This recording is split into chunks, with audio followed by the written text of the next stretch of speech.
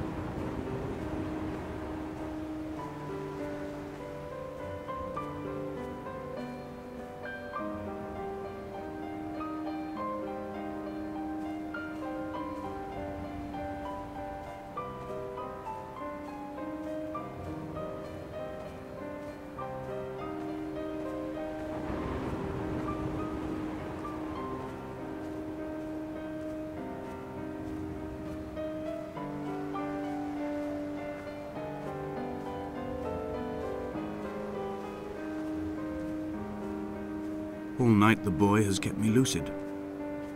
I sat, when I was at the very edge of despair, when I thought I would never unlock the secret of the island, I sat at the edge and I watched the idiot boy blink through the night. He's mute and he's retarded, and he has no thought in his metal head but to blink each wave and each minute aside until the morning comes and renders him blind as well as deaf-mute. In many ways, we have much in common.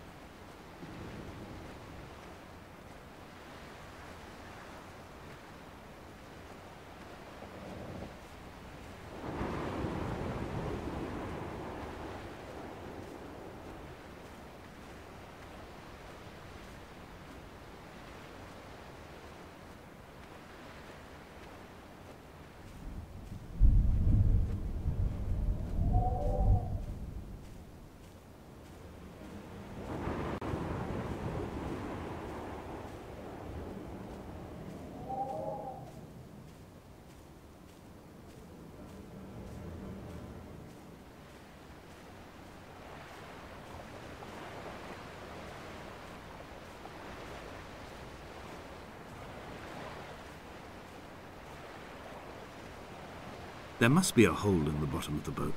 How else could new hermits have arrived?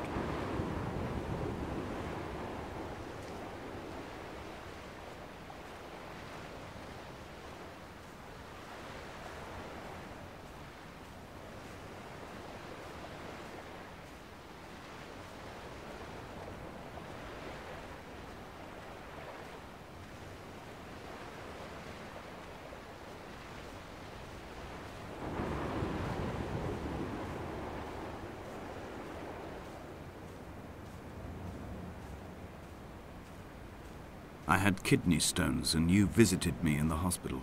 After the operation, when I was still half submerged in anesthetic, your outline and your speech both blurred. Now my stones have grown into an island and made their escape, and you have been rendered opaque by the car of a drunk.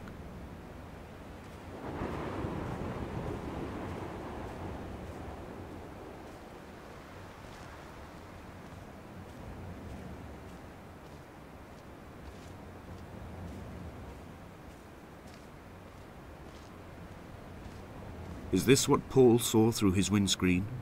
Not Lot's wife looking over her shoulder, but a scar in the hillside, falling away to black forever.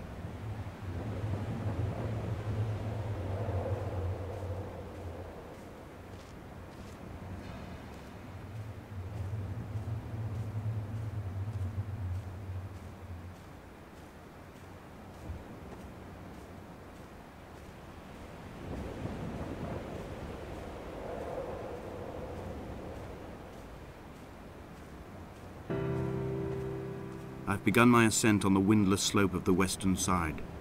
The setting sun was an inflamed eye squeezing shut against the light shone in by the doctors. My neck is aching through constantly craning my head up to track the light of the aerial.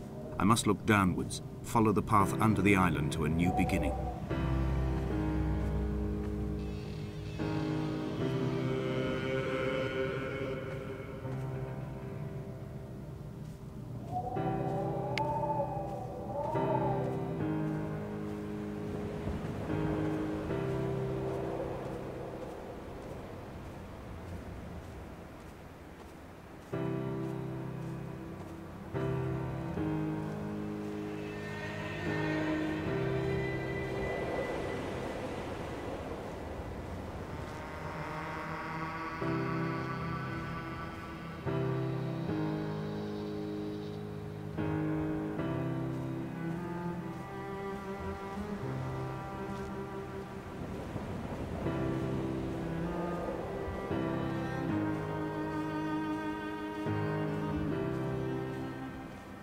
The bothy was constructed originally in the early 1700s.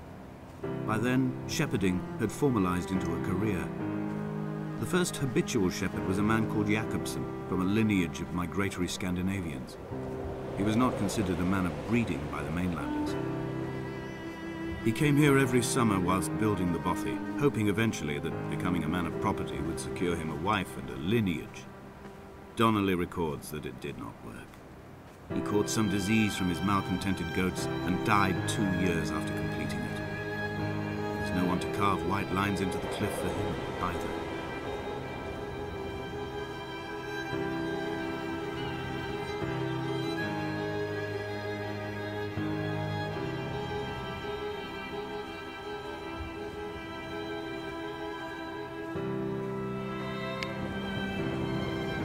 Three cormorants seen at dusk.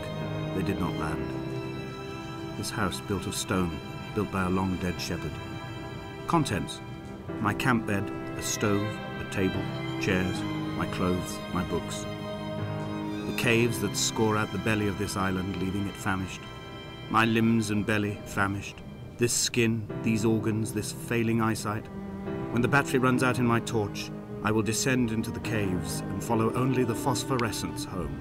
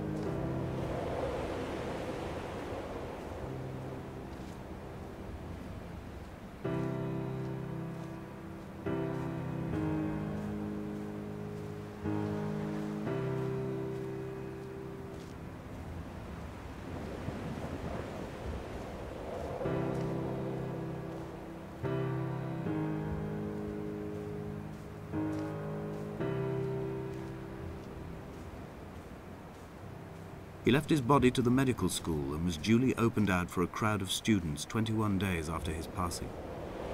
The report is included in my edition of his book. The syphilis had torn through his guts like a drunk driver. scrambling his organs like eggs on a plate. But enough definition remained for a cursory examination, and, as I suspected, they found clear evidence of kidney stones. He's likely to have spent the last years of his life in considerable pain. Perhaps this is the root of his laudanum habit. Although its use makes him an unreliable witness, I find myself increasingly drawn into his orbit. They found Jakobsen in early spring. The thaw had only just come. Even though he'd been dead nearly 7 months, his body had been frozen right down to the nerves and had not even begun to decompose. All around him, small flowers were reaching for the weak sun. The goats had adjusted happily to life without a shepherd and were grazing freely about the valley.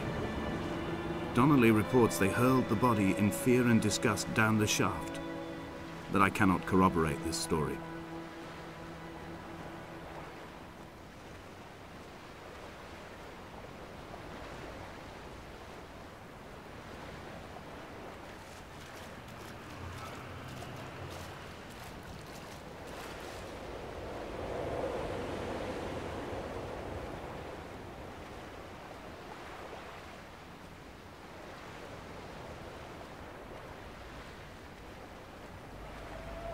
Climbing down to the caves, I slipped and fell and have injured my leg. I think the femur is broken. It is clearly infected. The skin has turned a bright, tight pink, and the pain is crashing in on waves, winter tides against my shoreline, drowning out the ache of my stones. I struggled back to the bothy to rest, but it has become clear that there is only one way this is likely to end.